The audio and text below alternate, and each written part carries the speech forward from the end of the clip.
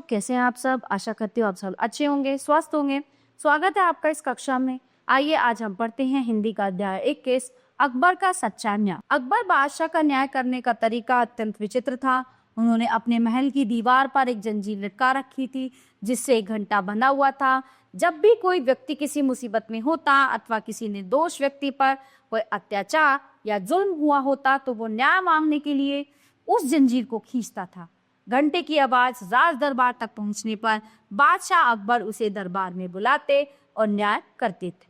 अकबर के समय में बीकानेर रियासत के राजा के छोटे भाई पृथ्वीराज बहुत अच्छे कवि थे। एक दिन उन्होंने अकबर के न्याय की परीक्षा लेनी चाही। उन्होंने एक कविता लिखी और उस कागज को एक गाय के गले में लटका दिया। फिर उन्होंने उस गाय को अकबर के महल के बाहर छोड़ दिया।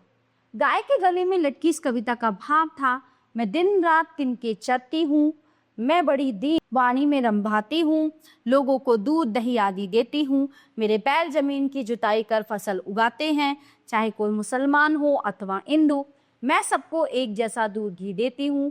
मैं जब मर जाती हूँ तो मेरे चमड़े से जूतियाँ बनती हैं, ढोल नगाड़े मढ़े जाते हैं।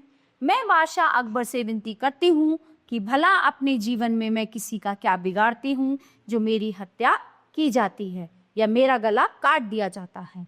मैं न्याय मांगती। गाय को उस दीवार के आगे छोड़ दिया गया जिस पर न्याय मांगने की जंजीर लटकी थी। दीवार उनके आसपास खड़े सैनिक उस गाय को देखकर हंसने लगे। गाय अपने सींगों से उस जंजीर को हिलाने लगी और घंटा बजने लगा। जब सैनिकों ने दरबार में बैठे अकबर को सूचना दी कि घंटा एक गाय के द्वारा बजाया गया है, सिंहासन से उठकर तुरंत बाहर आ गई। उन्होंने गाय के गले में लटके कागज पर लिखी उस कविता को पढ़ा तो सचमुच आश्चर्य में पड़ गए। उस कविता के शब्दों में छिपे मर्म ने बादशाह अकबर के हृदय पर गहरी चोट की।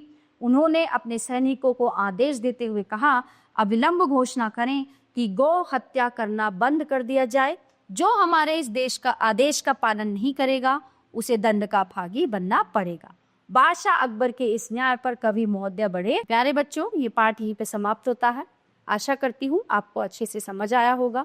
मिलते हैं अगली कक्षा में। धन्यवाद।